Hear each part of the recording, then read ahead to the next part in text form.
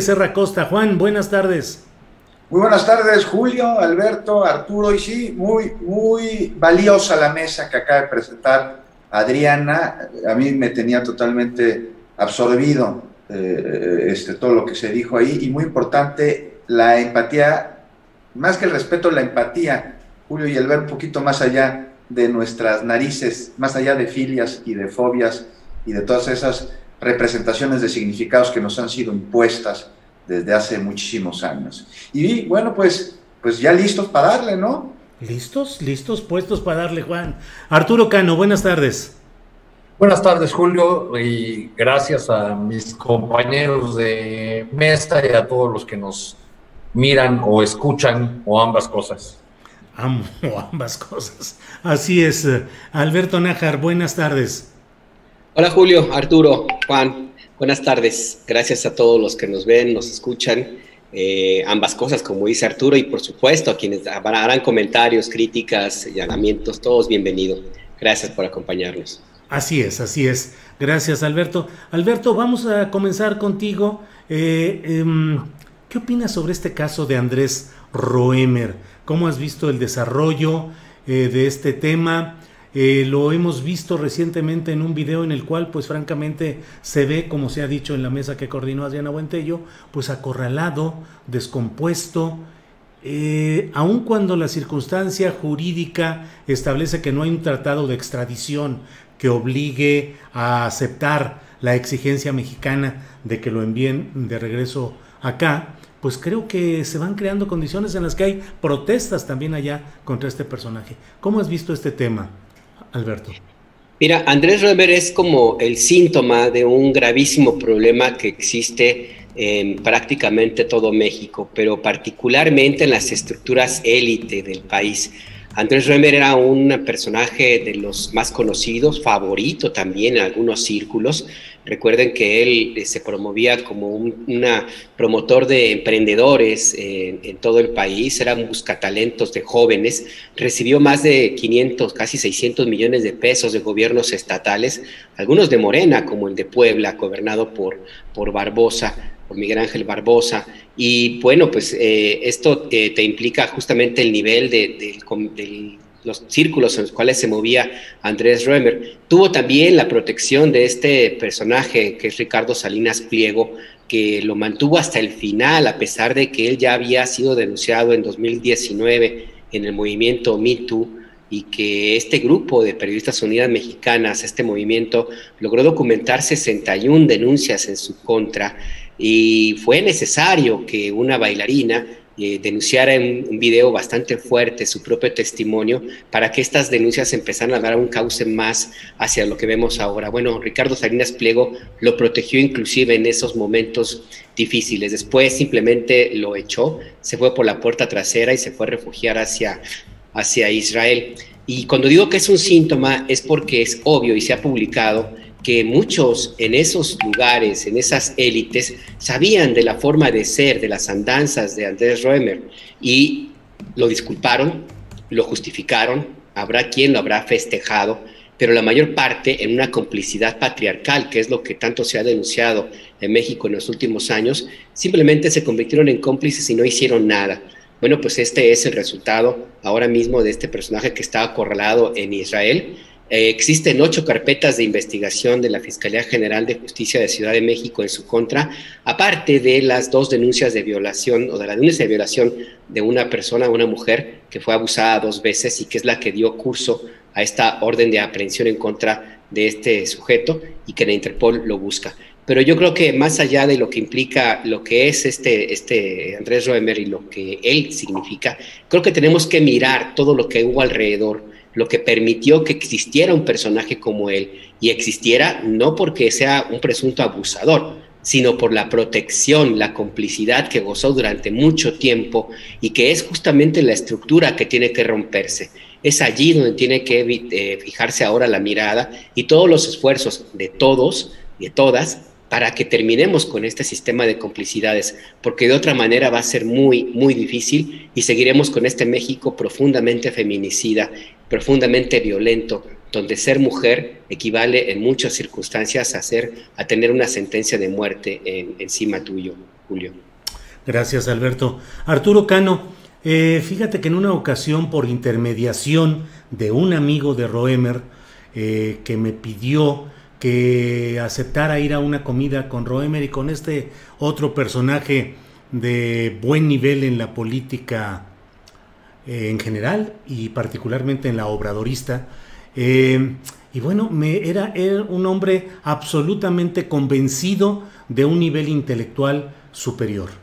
Me llevó para regalarme 6, 8 libros en inglés relacionados con temas científicos, de inteligencia artificial, de sociología, con autores que todos eran ganadores de premios, profesores de universidades extranjeras, y con ellos firmando él como coautor o como partícipe. Y bueno, un hombre absolutamente decidido casi en cada frase, a subrayar el carácter de una intelectualidad cosmopolita y avasallante. O sea, esto va a acabar triunfando en el mundo, estas ideas y estas circunstancias. Pero como eso, Arturo Cano, creo que los tres como periodistas hemos conocido muchos personajes de los niveles intermedios de la política priista y panista, que son los que nutren de discursos, de ideas, de propuestas a los personajes de primer nivel, que son los que salen luego a dar la cara. ¿Qué has pensado? ¿A qué reflexiones te lleva el caso Roemer, Arturo Cano? Pues, Julio, creo que ese retrato que nos acabas de ofrecer muestra mucho cuál es el papel que juegan este tipo de personajes que desde una pretendida superioridad intelectual, superioridad para vender sus proyectos, sus ideas, yo creo que tienen más buenas ideas para venderse a sí mismos que las ideas que tienen para la sociedad en su conjunto, ¿no? Pero como decía Alberto, sí es un personaje que pudo hacer lo que hizo durante tanto tiempo con impunidad, pues porque tenía círculos protectores, en su caso, pues de un gran poder económico y de un gran poder mediático. Meterse contra ese tipo de personajes podría costarle a alguien la carrera política, podría costarle a alguien un puesto en el gobierno. Y creo que solamente, ya se ha dicho sobre el asunto de este personaje, solamente me faltaría añadir que uno de las personas que más debe lamentar su actual circunstancia es un empresario que busca ser o que juega con la idea de una candidatura a la presidencia muy a lo trompiano, y que pues ha perdido a una estrella de su cuartel de campaña. Así es, Arturo Cano. Si el señor Salinas Pliego tiene esas intenciones, tal como te decía ayer Sabina Berman, pues ya tendrá que buscar un nuevo coordinador de campaña. Ricky Salinas lo ha mencionado así Sabina Berman en evocación cinematográfica del famoso Ricky Ricón. En fin, Juan Becerra Costa, ¿qué piensas sobre este tema de Roemer? Que aquí en el chat hay algunos que dicen, no le digas diplomático, fue un oportunista, un tranza, bla, bla, bla. Pues sí, pero finalmente, gracias al sistema, fue ni más ni menos que cónsul en una ciudad. ¿Y qué ciudad, Juan? San Francisco, California. Fue representante de México ante la UNESCO y es un hombre que tuvo una absoluta beneficios y privilegios de parte del sistema en el cual funcionó, se insertó y ahora pues anda virtualmente prófugo. ¿Qué piensas sobre el tema, Juan?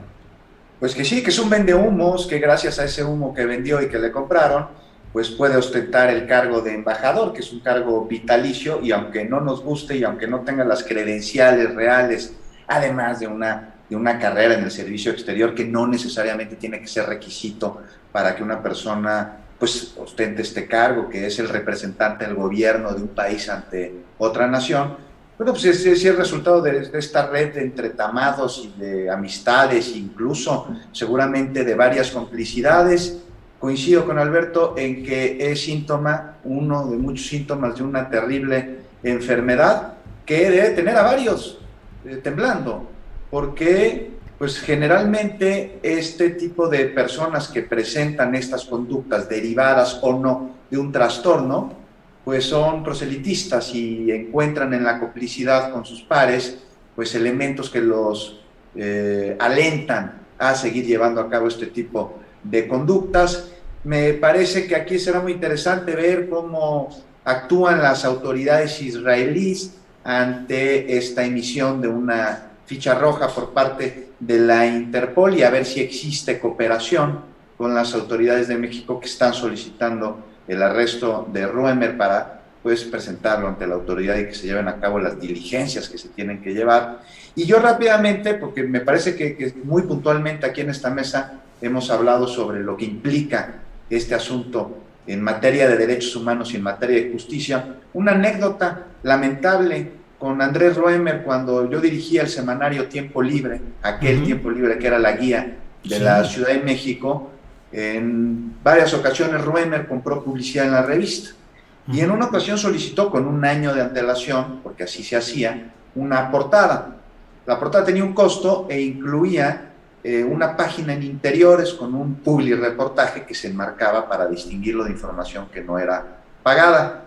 Y entonces fue una reportera de Tiempo Libre, cuyo nombre no voy a dar a conocer, a solicitud suya, porque pues hablé con ella en estos días, y el chiste es que intentó hacer uno de sus movimientos, Andrés Roemer, con esta niña reportera de Tiempo Libre, que si bien no estaba comenzando en su carrera como periodista, tampoco llevaba muchísimo tiempo, pero tuvo el temple suficiente como para escaparse de este juego acosador seductivo que es un delito que tuvo Roemer hacia ella, y le hablamos de Tiempo Libre para hacerle un extrañamiento y hacerle saber que había molestado a nuestra reportera y que no aceptábamos ese tipo de conductas, y para no hacerles el cuento largo, ahí se acabó la pauta publicitaria con Andrés Roemer y Tiempo Libre, un tipo deleznable. Y esta niña, esta reportera, pues decidió, sin hacer caso de nuestra recomendación, no presentar una denuncia, pues temía por su integridad física, porque recibió amenazas. Entonces esa es una anécdota de aquí cerquita que tengo yo con este personaje, cuya pérdida de publicidad no solo no nos molestó, sino que la aplaudimos porque no queríamos de esa gente ahí todo el tiempo. Muy bien, Juan Becerra Costa. Alberto Nájar, bueno, ¿es correcto o no que el presidente de México reconozca y documente el hecho de que está metiendo las manos en las elecciones y específicamente en la de Nuevo León? ¿Qué piensas, Alberto Nájar? Pues yo debo reconocer que tengo dudas, porque yo escuché esa conferencia de prensa matutina, estuve como todos los días pendiente de ella, y escuché cuando nuestra compañera Sara Pablo, que es reportera de Radio Fórmula, una de las poquitas, entre ellas Carmen Jaimes de Televisa y ella, que han acompañado a Andrés Manuel desde hace muchísimo tiempo, casi desde 2006, de que empezó su primera campaña por la presidencia. Ella le preguntó, le hizo una pregunta sobre, déjame tratar de recordar que si le estaba, bueno, le preguntó sobre, a ver, bueno, le hizo una pregunta que sobre el tema de las elecciones en Nuevo León. Y empezó a preguntar, ya me acordé, perdón, es que tengo tantas cosas. Así nos pasa, sí, con tanta información. Sí, le estaba preguntando, le preguntó básicamente si él consideraba que tenía que ver en la investigación que había iniciado la Fiscalía General de la República en contra de Adrián de la Garza y Samuel García, porque el presidente lo había mencionado en una conferencia de prensa matutina, y el presidente empezó a dijo que sí, y empezó a responder a esa pregunta, y cuando estaba respondiendo el presidente, Sara Pablo lanzó la otra, fueron segundos de diferencia, y dijo, y también ¿qué dice de los que, algo así que dijo, qué dice de los que mencionan que usted mete las manos en las elecciones de Nuevo León? y el presidente ya estaba respondiendo a la primera pregunta, y la primera pregunta era que si él creía que tenía que ver en la denuncia que se había presentado y que inició la investigación. Fue por eso que dijo, sí, claro, pues si yo lo presenté aquí en la conferencia de prensa, no podemos ser cómplices del fraude, etcétera. Entonces, si uno observa ese diálogo de unos segundos nada más, puede tener la idea, como la tengo yo, de que eventualmente el presidente no se dio cuenta de la repregunta que le hicieron. No lo justifico, a lo mejor y sí, pero lo que yo vi en ese momento era que estaba respondiendo a la primera pregunta, que era, usted tuvo que ver, y dijo, pues sí, pues yo lo presenté en la mañanera, ¿cómo no voy a tener que ver? Fue el espíritu de su respuesta. Aunque no ha hecho ninguna rectificación pública, ni presidencia, ni su vocería, a pesar de que de inmediato en los portales informativos, pues se retomó esa frase que era muy llamativa en términos periodísticos. No solo no ha hecho una rectificación pública, sino en la conferencia de hoy abona en la misma dirección, porque le vuelven a preguntar de las tarjetas, lo extienden a candidatos de todos los partidos que están manejando el mismo mecanismo, y él dice que se debe investigar a todos. Y por eso es que mi duda acerca de si eventualmente esa era la intención. Yo no tengo una claridad de si habría alguna necesidad del presidente de confesar algo que pues eventualmente pudiera constituirse como alguna irregularidad, porque no hay que olvidar que uno de los momentos clave por los cuales públicamente se conoce que inició una pesquisa en contra de Samuel García es que le dio al muchachito por andar presumiendo que su familia le pagó 20 millones de pesos, le aportó para su campaña, porque Movimiento Ciudadano le dio muy poquito, y a partir de ahí empezó la sospecha. La investigación viene de otro lado, por supuesto, porque entiendo que Adrián de la Garza lo denunció a él, y Samuel denunció a Adrián de la Garza, y pues ahí empezaron las pesquisas de la Fiscalía General. Pero mediáticamente así empezó este tema de las sospechas hacia Samuel García.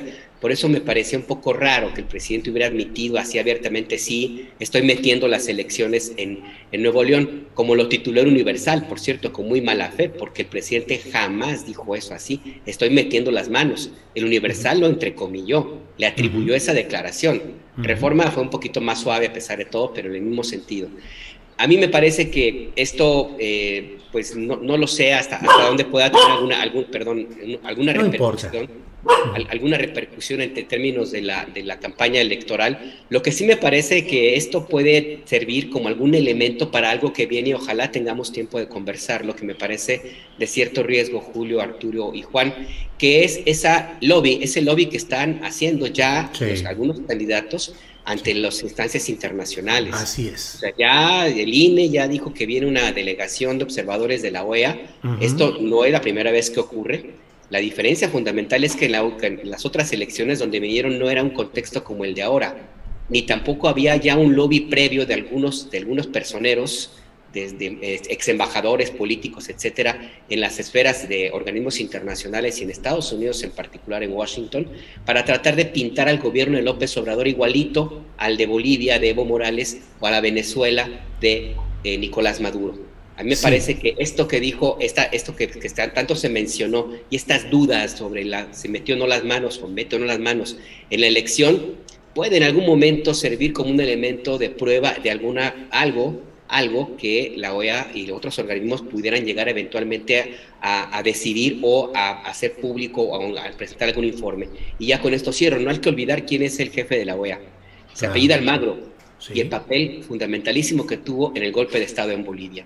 Aguas con eso. Sí, creo que es fundamental lo que estás diciendo. Propongo que en la siguiente ronda de opiniones incorporemos ese tema con el agregado de la visita que hoy tuvo Adrián de la Garza, el candidato priista a gobernar Nuevo León, que fue recibido de inmediato y amablemente por el promotor de golpismo en América Latina, que es Luis Almagro, el secretario general de la Organización de Estados Americanos. Pero bueno, sigamos con el tema. Arturo Cano, ¿qué opinas de lo dicho por el presidente de la República en su conferencia mañanera respecto a meter las manos en las elecciones, si es que así fue, o cuál es tu opinión sobre el tema, Arturo Cano?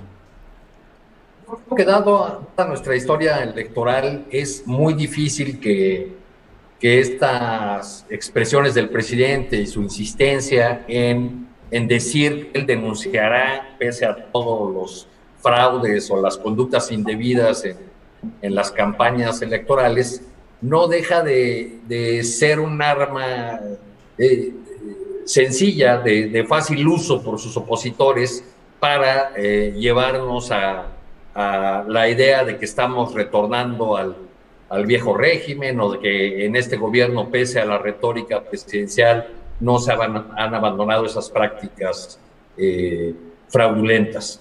Pero yo coloco ese coro mediático que acompaña las declaraciones presidenciales en un contexto mayor, que es el contexto de esta guerra que hay de todos contra el presidente, porque a veces pareciera que es la única voz, dada la escasa repercusión que tienen los voceros de su partido y los candidatos incluso.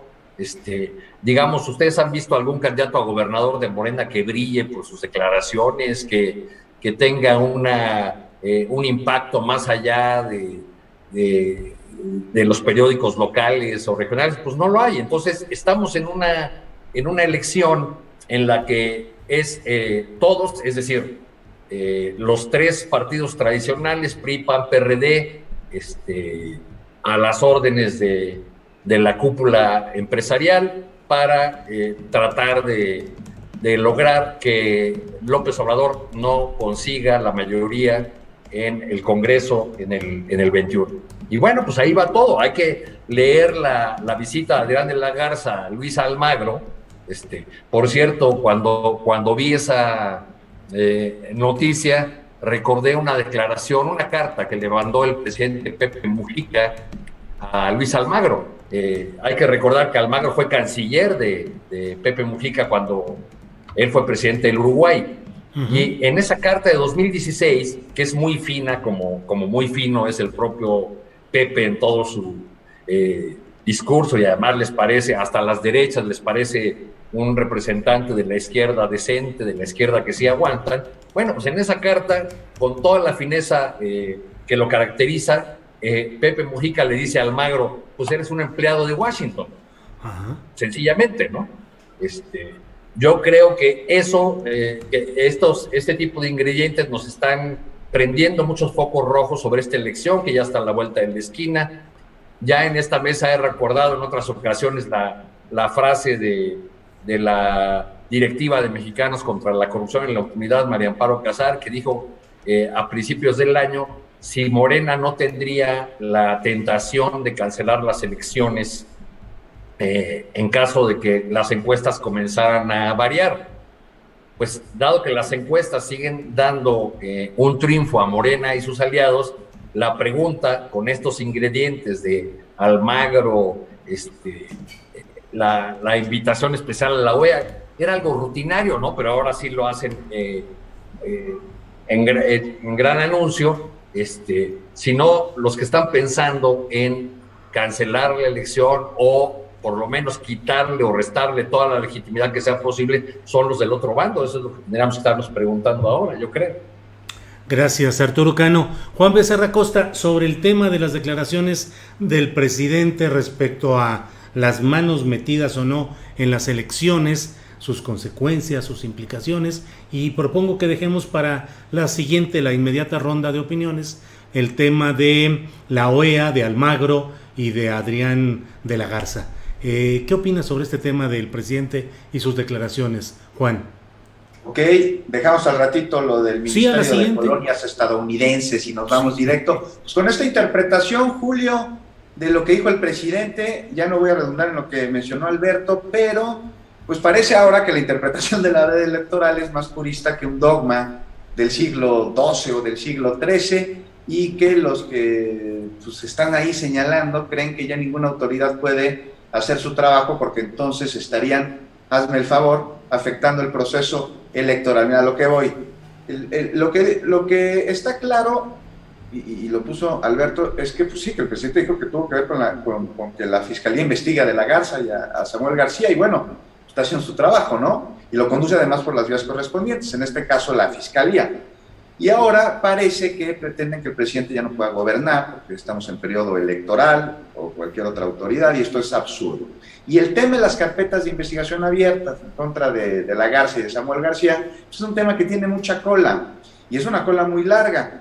Y aquí me gustaría decir que, por un lado, me causa hasta risa, ¿no?, ver cómo este par de sujetos se ponen como niños de primaria o de jardín de niños, porque por un lado se la viven acusándose, ¿no?, entre ellos, y aventándose acusaciones, pero ya cuando la autoridad interviene, y entonces acusan al presidente de una presunta guerra política.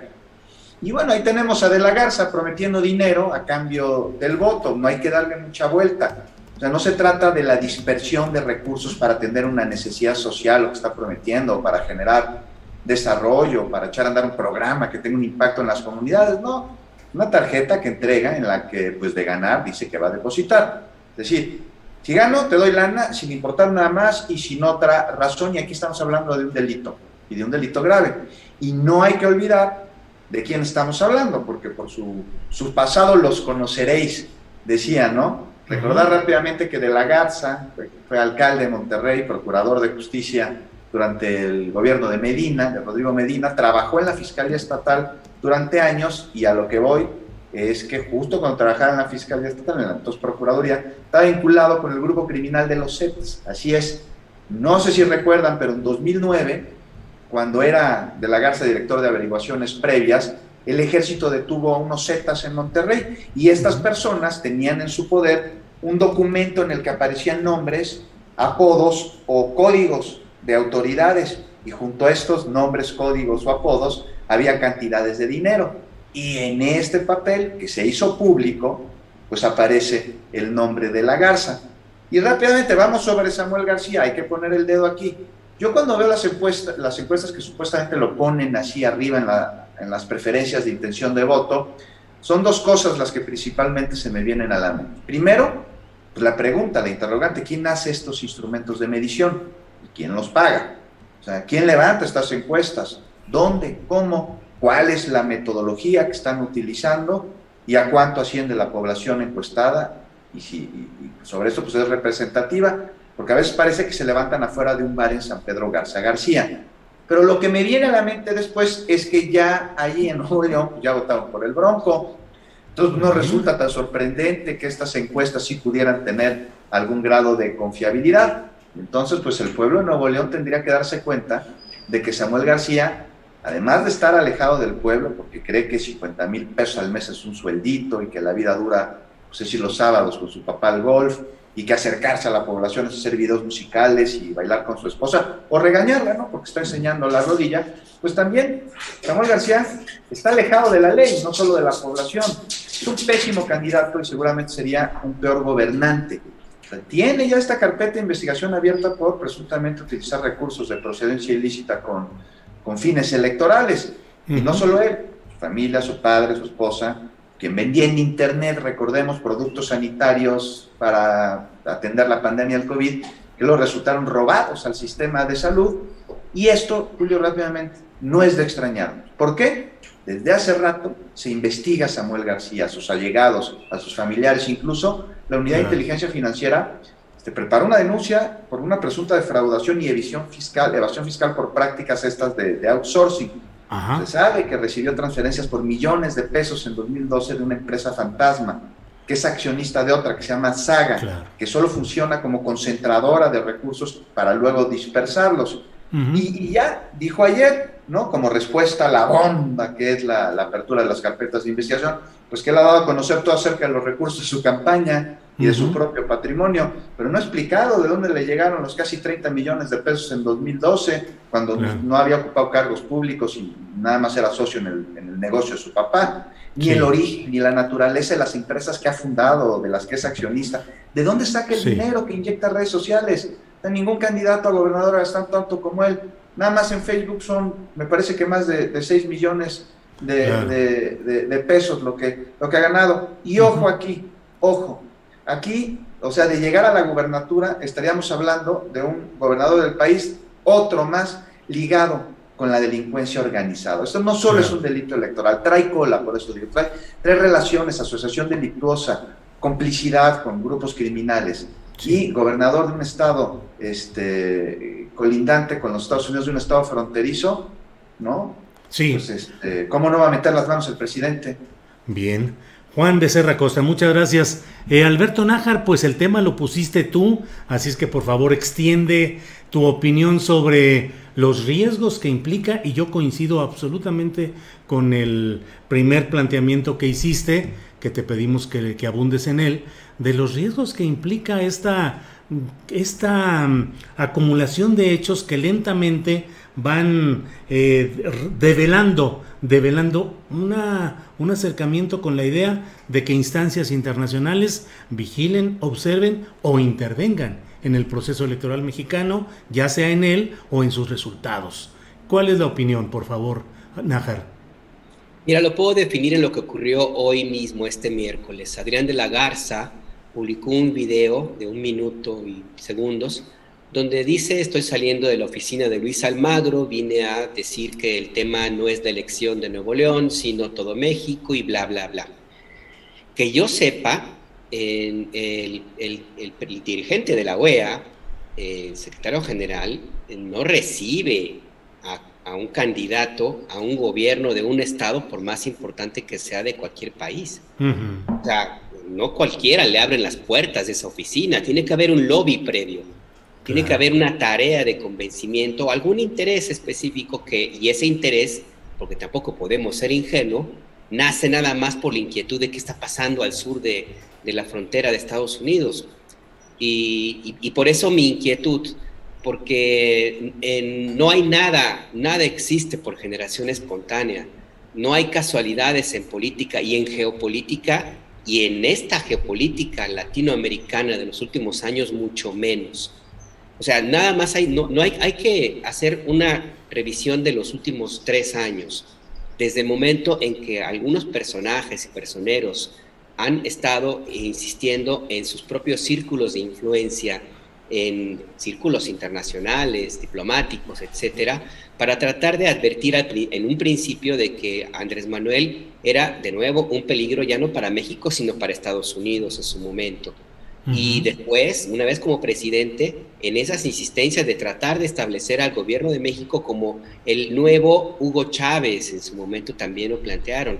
Y después, todo el ruido que se hizo alrededor de otros temas polémicos, como, para no irme con varios, nada más recordemos el episodio, el affair, con el triunfo de Joe Biden.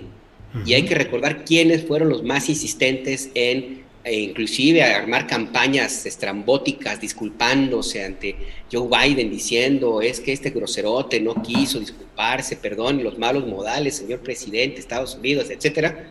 O sea, todo eso que nos puede parecer a chunga en Twitter tiene una razón, tiene un común denominador, es la construcción de una imagen internacional desfavorable hacia el gobierno de la 4T, que tampoco las ha tenido todas consigo, hay que reconocerlo, y el desliz, por lo que haya sido de esta semana sobre meter las manos en las elecciones, es un elemento más que va a ser aprovechado para eso, justamente tratar de establecer una vigilancia internacional de una manera diferente en este proceso electoral del 6 de junio. ¿Y por qué diferente? Porque ha habido misiones de la OEA en momentos difíciles, en elecciones donde gobernaba el PRI. Y bueno, la diplomacia internacional funcionaba de esa manera, y a nivel internacional no existía el momento que ahora se vive en América Latina. No existía esta decisión que tuvo el presidente López Obrador de albergar y salvarle la vida a Evo Morales. Al Evo Morales, que Luis Almagro con la OEA misma prácticamente lo condenaron al golpe de Estado. Y no lo digo yo, es lo que han dicho a nivel internacional.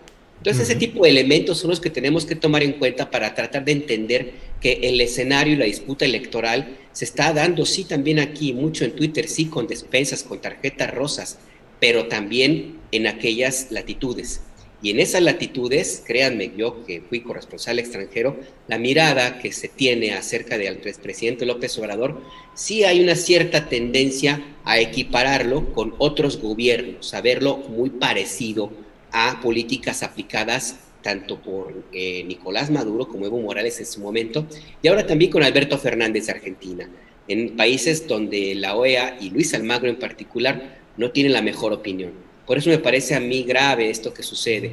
Más allá de que se pueda tratar de establecer que quienes van y piden la ayuda sean vendepatrias, me parece que no va por allí.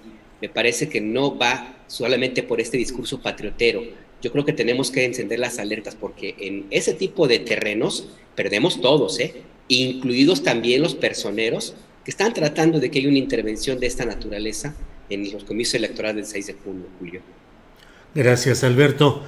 Arturo Cano, tú has conocido de primera mano muchos procesos políticos de Latinoamérica como reportero enviado por nuestro diario La Jornada. Arturo, ¿qué ha sido la OEA? ¿Cuál ha sido su papel? ¿Y cuáles son los eventuales riesgos en esta elección si se abren las puertas a Luis Almagro y a la OEA? Bueno, la historia de desencuentros de este gobierno, del gobierno de López Obrador con Luis Almagro, ya acumula muchos episodios, ¿no? Por supuesto que uno central es el tema de Bolivia, pero también está el asunto del Grupo Lima, que México ha abandonado. En el caso de Bolivia, no solamente hubo una discusión pública o un desencuentro público entre México y la OEA de Almagro por el golpe de Estado, sino también una vez que se repuso la elección, que volvió a ganar el movimiento al socialismo, es decir, el partido del expresidente Evo Morales, Almagro volvió a meter la mano en Bolivia, y México protestó por los canales oficiales porque se erigió Luis Almagro en defensor de la expresidenta golpista Yanine Áñez. Ese y otros desencuentros han alejado a México de la OEA de Almagro. Por otro lado, un personaje muy desacreditado y un personaje que claramente ha tomado partido por los gobiernos de derecha en el continente, o más exactamente por los gobiernos que siguen a pie juntillas la agenda de Washington. Entonces yo creo que sí hay un riesgo que, digamos, México no es un país de Centroamérica donde el manotazo de Almagro o de cualquier órgano internacional puede tener el impacto que tendría en Honduras o en El Salvador. Pero aún así yo creo que hay que alertar, porque es uno de los espacios en los que está jugando ya este bloque de oposición, en un terreno en el que además son capaces, diría yo, nada más hay que ver los datos económicos de estos días, ¿no? Hay notas de ayer y hoy que hablan de un crecimiento leve, pero crecimiento al fin en el consumo, mientras la inversión se mantiene paralizada. Tenemos otro dato: crecen las remesas, bueno, crece también la fuga de capitales. Es decir, está muy delimitada la cancha, y hay un sector del empresariado que está dispuesto a abonar a que se profundice una crisis económica si eso les ayuda a deshacerse de López Obrador. Yo no lo dudo, que eso es lo que pretenden, y no les importa el costo que esto pueda tener. Ya lo hicieron en Venezuela, no hay que olvidarlo. Claro. Muy parecido en Venezuela, así fue. Una buena parte de lo que se denunció en su momento de que era escasez de productos y todo, era en realidad un movimiento empresarial de esconder mercancías de primera necesidad para crear el escenario y narrativa de que gracias a Maduro la gente se moría de hambre. Y dieron una larga vuelta para llegar al punto de arranque, porque ahora Guaidó acaba de pedir a Estados Unidos que vaya levantando las sanciones contra Venezuela, ¿no? Después de que él mismo la solicitó. O sea, Guaidó solicitó que Estados Unidos confiscara la empresa Citgo, que es propiedad del Estado venezolano en Estados Unidos. En fin, esas barbaridades apoyadas por Almagro, ahora nuevo héroe de Adrián de la Garza, el candidato del PRI en Nuevo León. Así es, Arturo Cano, gracias por tu opinión. Juan Becerra Costa, ¿Cuál es tu punto de vista respecto a todo este tema? OEA, Almagro, el priista Adrián de la Garza, recibiendo una inmediata y amable atención de este personaje, desde mi punto de vista siniestro, como es Luis Almagro. ¿Qué opinas? No, pues trae salvoconducto, ¿no, Julio? Está clarísimo cómo le abre la puerta Almagro a De la Garza de esa manera, ¿no? Pues es que trae recomendación de allá arriba. Derecho de picaporte, sí. Exacto, hay que ver quién es allá arriba. No olvidemos que la OEA, a diferencia de los aparentes motivos de su fundación, que ya dijeron que tienen que ser revisados, pues cada vez hace más patente su verdadera función al servicio de los Estados Unidos, ¿no? Ya lo decíamos hace rato, el Ministerio de las Colonias estadounidenses, y queda claro que hoy menos que nunca representa a la región, y con Luis Almagro como su dirigente, pues nos damos cuenta de que además es un lacayo del gobierno norteamericano de los Estados Unidos, pues la OEA muestra no solo una sumisión, o sea, estamos hablando de una parcialidad a un interés regional norteamericano que responde a su vez de una interpretación imperial de la democracia, ¿no? De la soberanía, de la libertad, de los derechos de las personas. Entonces, pues se ha convertido, pues es peligroso que venga aquí, a raíz de qué viene aquí a observar las elecciones, qué va a hacer, con quién se está juntando, quiénes son tus cuates. Me dan ganas de preguntarle, porque es un instrumento político que ayuda al Pentágono, sin duda alguna, interviene, impone, derroca, invade, sanciona a aquellos países pues que no le gustan, ¿no? Que los considera incompatibles con ese concepto ahí de libertad americana. Y ahí tenemos a Bolivia como ejemplo, a Venezuela.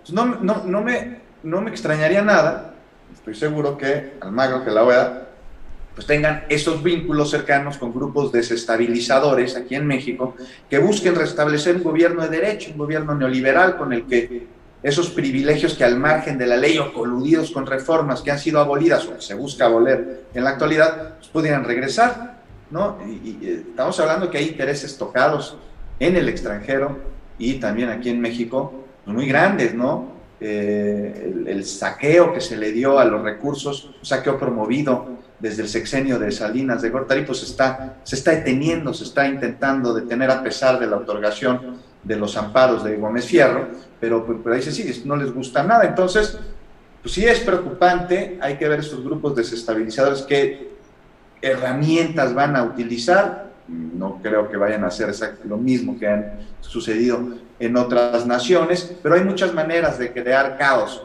y eso es lo que están buscando. Bien, Juan, muchas gracias.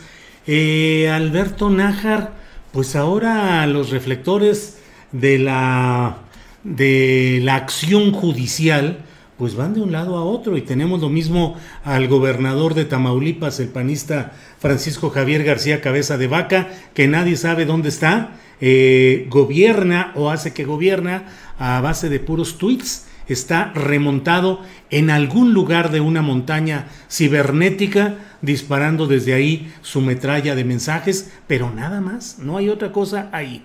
Tenemos desde luego los casos de Nuevo León con Samuel García y con Adrián de la Garza.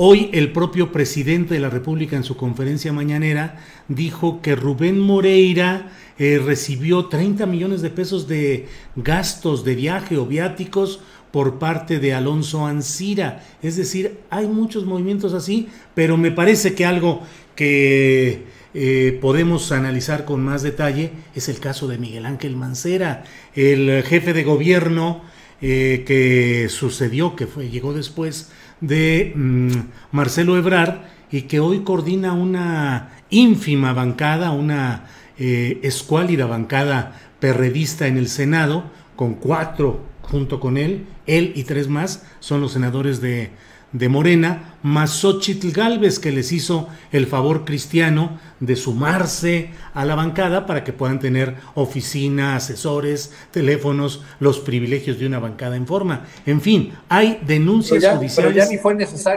ni fue necesario eso, ¿no, Julio? No, ¿verdad? Yo leí por ahí un tuit de Xóchitl Gálvez, él dijo, gracias a un acuerdo en el Senado ya no fue necesario que yo me pasara de bancada. O sea que fíjate. Monreal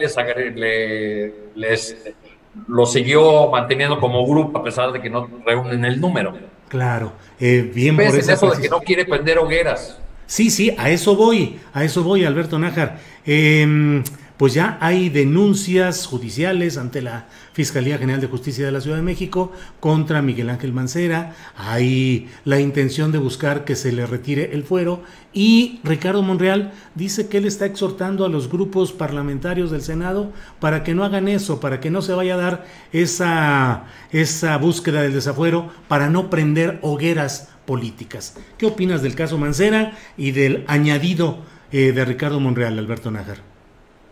Bueno, de Ricardo Monreal, ¿qué se podía esperar, no? Digo, pues, yo la verdad no esperaba otra cosa, y no necesariamente porque no quiera que le incendien el Senado, sino porque vayamos a saber qué otro tipo de acuerdo esté pensando Ricardo Monreal, pero bueno, eso sí sería entrar en muchos terrenos de especulación.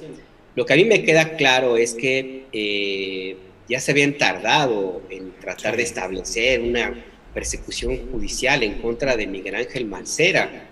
Digo, porque no es nada fácil el paquete que heredó, es una herencia maldita la que dejó al actual gobierno de Claudia Sheinbaum, y no nada más por el tema de la inseguridad que se multiplicó durante su gobierno, esta determinación de negar que la delincuencia organizada opera en Ciudad de México como si él no lo supiera, no solo porque es doctor en Derecho, sino porque fue procurador, sino también por toda la cantidad de negocios que se hicieron, el llamado cártel inmobiliario, la forma como se encareció la Ciudad de México a niveles estratosféricos, el proceso de gentrificación que se ha cebado en familias muy pobres, en ancianos, en el tolerar a las mafias de despojo de propiedades, coludidos con notarios, y sobre todo toda la cantidad de tranzas que hubo alrededor de la reconstrucción después del sismo de 2017. O sea, donde le busques hay algo que se puede encontrar irregular en la gestión de Miguel Ángel Mancera, sin mencionar la central de abastos, sin mencionar todos los proyectos que hubo, hasta esa tontería de llamarle la Ciudad de México y poner el color, de establecer como el color de la ciudad, el rosa, porque es femenino. Ese fue el argumento, dijo, pues y el rosa es de las mujeres. Ese tipo de cosas, de ese gobierno frívolo y plagado de denuncias de corrupción. Entonces a mí me parece que ya se habían tardado. Y bueno, ¿qué es lo que va a proceder? Pues yo, la verdad, esperaría que hubiera un proceso de desafuero en su contra, por lo menos para que rinda cuentas. Yo no sé si vaya a ir a la cárcel. A lo mejor sí, a lo mejor no, porque de que hay elementos, los hay. Algunos de sus personajes más cercanos, incluido su hermano del alma, que ahorita voy a tratar de acordarme el nombre, pues están ya bajo un proceso judicial. Entonces ya hay vínculos, ya hay lazos que terminan en el escaño del senador Miguel Ángel Mancera. Habrá que ver hasta dónde llega, hasta dónde va a empujarse esta determinación. Pues yo creo que va a depender en mucho el proceso que siga todo esto que inició con la tragedia del metro de Ciudad de México la semana pasada, que se ha convertido en el nuevo ariete de la oposición para atacar y para verter toda la campaña sucia que han venido haciendo desde hace ya 3 años. No pudieron con la pandemia, no pudieron con las vacunas, encontraron una nueva veta de propagar odio ahora mismo con este tema del metro.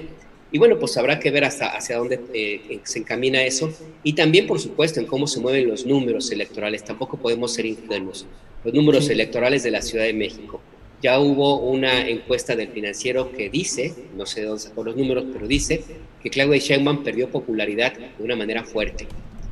Son varios elementos que pueden marcar y que tengamos o no un proceso de desafuero, primero en contra de Mancera y enseguida después un eventual proceso judicial, Julio.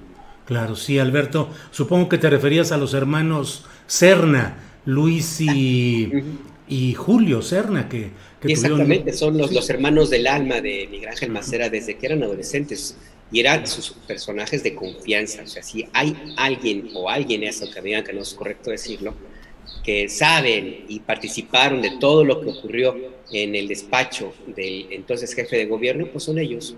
Claro. Gracias Alberto. Arturo Cano, sobre el tema de Miguel Ángel Mancera, senador actualmente, llegado a su escaño, propuesto por el comité del PAN en Chiapas. Ni siquiera es senador ni por la Ciudad de México, ni por el partido al que supuestamente pues ha tenido beneficios, que no se ha afiliado, no sé, que es Miguel Ángel Mancera. ¿Qué opina? Perdón, ¿qué opina sobre el tema, Arturo Cano? Yo creo que más allá del juicio que podamos hacer del gobierno de Mancera en la Ciudad de México, que fue trágico para la Ciudad de México en muchos sentidos, se le está señalando ahora por el tema de la línea 12, la línea dorada, y es un tema que comparte con Marcelo Ebrard, su antecesor, y además su hacedor. O sea, recordemos cómo llegó Miguel Ángel Mancera al gobierno. Llegó simple y sencillamente porque Mario Delgado ya desde entonces no prendía ni una vela. Así es. No entusiasmaba a nadie. Así es. Por eso tuvieron que hacer candidato a Mancera. Lo hace Ebrard, y el ahora presidente López Obrador está de acuerdo, porque le cede a Ebrard esa potestad del nombramiento del candidato, y así es como Mancera gana, ya en el poder muy rápidamente le da la vuelta, y es desde el gobierno mancerista que se lanza toda esta campaña o esta operación que llevó a Ebrard incluso a una suerte de exilio parisino, por el tema de la línea 12. En ese tema juega un papel fundamental un personaje que se había enemistado, creo que muy gravemente con Ebrard, Joel Ortega, ¿sí?, que había sido secretario de Seguridad Pública, secretario de Movilidad, en fin, y es quien conduce toda esta ofensiva sobre la línea 12. Entonces, yo creo que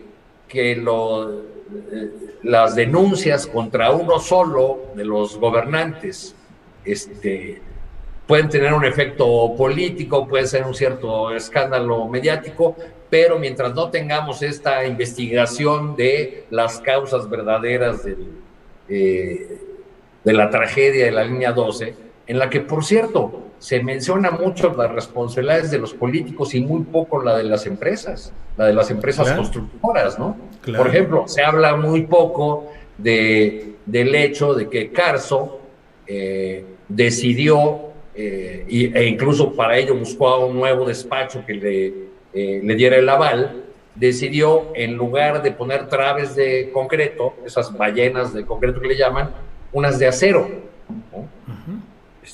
Esa fue una decisión para la cual incluso tuvo que cambiar de despacho que diera las autorizaciones, en fin. Pero mientras se encaminan o se enderezan las acusaciones, que si Marcelo, que si Mancera, que si no, fue un tema del mantenimiento, bla, bla, bla, las empresas siguen ahí tan campantes, ¿no? Yo creo que las acusaciones que se han lanzado ahora contra Mancera, pues se quedan muy cortas y van a hablar nada más del tema de la línea 12, y que no sería suficiente. Pues ahí hay quejas sobre el uso de los recursos para la atención de los damnificados del sismo del 17, por ejemplo. Y al mismo tiempo que se señala a Mancera y a otros personajes de haber desviado esos recursos, un aliado de la 4T, el PT, lleva de candidato a Mauricio Toledo, alias El Tomate, que es uno de los principales señalados por desviar esos recursos para los damnificados del sismo. Claro, Arturo. Bien, pues Juan Becerra Costa, ya son las 3 de la tarde, estamos en el tramo final de esta mesa de periodistas. Danos, por favor, tu opinión sobre este tema de lo que está sucediendo o lo que puede suceder con Miguel Ángel Mancera. Nada más rápidamente hay que recordar que parte de su equipo de trabajo, de su gabinete, buena parte, pues está detenido, trae investigación encima, o anda prófugo. José de Jesús Contreras, el que está en operaciones financieras, irregularidades en los pagos. Raimundo Collins, ustedes lo recordarán. Felipe Jesús Gutiérrez, Miguel Ángel Vázquez, su tocayazo, Takahashi, y Podrías llenar de palomitas el organigrama, ¿no? Sí, no, bueno, está como parte del gabinete Peña Nieto, que parece que todos los del gabinete Peña Nieto se acogen al criterio de oportunidad, ¿no? Algo así muy similar. Sí. Tenemos, y aquí no hay duda, ¿no? Es un sexenio que se tiene que revisar, que se está revisando, se están llevando a cabo muchísimas investigaciones, un cochinero, el tema del sismo, lamentable, cómo se enriquecieron con la pérdida de las víctimas, de los damnificados, y ya sobre el tema puntual de la línea 12, no olvidar que Mancera recibió y acreditó como segura y operable la línea 12 del metro, ¿no? Aún así, mira, aquí está la solicitud de desafuero, y me parece que hoy está completamente fuera de tiempo. Está adelantada, caray, hay que esperar a que se den los peritajes, a que se lleven a cabo las primeras investigaciones de la línea 12. Esto es politiquería pura. Y aquí, pues, se habría que esperar al curso de las cosas, a que llegue a donde tenga que llegar. No, ya para que en Monreal llama a todas las fuerzas políticas a dejar los puntos de acuerdo para solicitar el desafuero. No solo hacer a distintos actores políticos por el accidente y esperar a que los dictámenes técnicos salgan a la luz, y que entonces sea la autoridad quien determine las responsabilidades correspondientes. Así tiene que ser. Me parece que no hay mucho más que decir aquí, salvo que es deplorable que ante una tragedia como la sucedida en la línea 12 del metro, haya quien o quienes estén buscando permanentemente de un lado y de otro estar sacando raja política. Hay que dejar que el gobierno de la Ciudad de México trabaje. Me parece que lo está haciendo de manera muy pulcra, me parece que lo está haciendo de manera correcta, y esto no sé si puede entorpecer o por lo menos manchar la actividad que están realizando. Se contrata una empresa extranjera que nada tiene que ver con la línea 12 para que lleve a cabo peritajes, se atiende a las víctimas, se les escucha, se quejan y se les reconoce ese derecho a quejarse, y se les ofrece apoyo, que vamos a buscar abogados, coyotes para demandar al gobierno. Están totalmente su derecho, y mientras nosotros los asesoramos y les damos el apoyo que necesiten, o lo que corresponde por ley como indemnización, y salen con esto totalmente adelantado. No sé de dónde venga, y aquí es la pregunta. O sea, aquí lo que más me interesaría saber es quién dio la línea para que se lleve a cabo primero esta solicitud de desafuero, y luego por parte del PT esta denuncia directamente ante la Fiscalía, sin detenerse a esperar a que las investigaciones lleven su curso, el curso que debe ser el normal. Bien, pues gracias a los tres por esta oportunidad de reunirnos nuevamente en este miércoles para analizar los temas políticos más relevantes. Siempre decimos que al final hagamos alguna reflexión sobre el tema que se nos ocurra, de elecciones, candidatos, partidos, campañas, lo que queramos. El tiempo ha corrido, ya llevamos 1 hora de programa, pero creo que alcanzamos todavía, con el permiso de nuestra productora Adriana Buentello, a un pequeño repaso de qué nos llama la atención de este proceso electoral en curso. Alberto Nájar. Pues muy rápido, en su momento, hace algunos meses, en esta misma conversación, Julio, mencionábamos que el proceso de la campaña electoral iba a ser duro, intenso, fuerte, y pues se demuestra. Lo vemos ahora mismo con todo lo que ahora ocurre con las investigaciones, carpetas judiciales contra 2 candidatos en Nuevo León, con el tema del gobernador de Tamaulipas, y con el Instituto Electoral, las autoridades electorales jugando de un lado, sumándose a la golpiza en lugar de tratar de ser el referee. Todo esto me parece que de una u otra forma lo habíamos anticipado. Yo lo que me gustaría que no escalara este tema, pero pues mejor no digo nada, porque a como están las cosas se va a poner todavía más fuerte, y ojalá que la sangre no lleve al río. Lo único que yo concluiría en ese sentido es que viene un conflicto postelectoral en puerta, que puede ser fuerte, no solamente en algunos estados, sino también porque eventualmente puede haber un conflicto que pretenda enjuiciar al presidente López Obrador y no a las elecciones locales, que es donde corresponde la votación el 6 de junio. Así es que pues en eso andamos, Julio. Híjole, pues sí.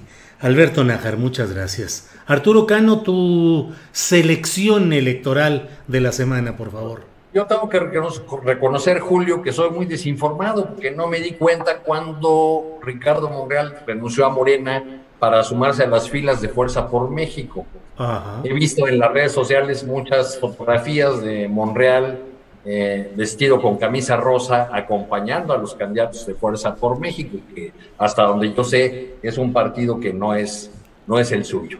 Y ya por último, quisiera enviar mis condolencias por el caso Roemer, al narcisismo salvapatrias que ha perdido a uno de sus niños héroes con esta caída de Roemer. Ánimo, muchachos, ahí les queda Gabriel Cuadri, ahí tienen al señor X González. El narcisismo salvapatrias todavía puede hacer algo por este país. No, hombre, le sobra lana para comprarse uno todavía más narcisista. Vamos, no muchachos. Muy bien, gracias, Arturo. Juan Becerra Costa, por favor, tu comentario o reflexión sobre el proceso electoral en la parte que tú desees. Pues rápidamente, no me voy por candidatos en particular. Mira, Julio, se han registrado 169 incidentes de violencia política en los que hay 200 víctimas, de las cuales ya 143 han perdido la vida. Esto al menos. Y si comparamos estas cifras con las de la elección federal del 2018, hay un incremento y no es menor, es de más del 68%. Hay que tener muy en claro dónde se da la mayoría de los ataques. Es, Julio, en municipios que tienen menos de 100,000 habitantes. Y estos ataques, buena parte de ellos por lo menos, son a manos del crimen organizado que buscan coludirse o controlar a gobiernos locales para guachicolear, para traficar con drogas, con cualquier otra actividad ilícita que cometan. Necesitan de la complicidad, de la colusión por parte de las autoridades. Entonces se plantea un esquema de plata o plomo a los candidatos. ¿Qué hacer ante esto? Bueno, ya el gobierno anunció en marzo que hay una protección a los candidatos amenazados a través de una estrategia que bien no se había dado antes de esta manera, pero me parece que tiene que ser revisada, Julio, porque en el caso de candidatos a un cargo local, alcaldes, la estrategia no ofrece protección federal en los municipios, ofrece una coordinación con policías municipales y pues aquí, caray, de nadie es secreto que en las zonas calientes, sobre todo, la policía municipal trabaja para la delincuencia organizada. Entonces, ¿en manos de quién está la protección a estos candidatos? Es lo que quiero decir. Bueno, pues la verdad es que siempre me congratulo de tener la oportunidad de escuchar sus comentarios y de ser un partícipe moderador, agente de tránsito que ayude al flujo adecuado de sus intervenciones. Les agradezco mucho esta posibilidad de haber pasado revista a muchos detalles interesantes de la política y de la sociedad mexicanas. Alberto Nájar, muchas gracias y buenas tardes. Gracias a ti, Julio, Arturo, Juan y a todos los que nos acompañaron. Gracias, un abrazo, buen día. Gracias. Arturo Cano, gracias. Gracias, Julio, y gracias a todos. Abrazos. Igualmente. Juan Becerra Costa, gracias y buenas tardes. Muy buenas tardes a todos, muchísimos abrazos. Gracias. Gracias a los tres, hasta luego.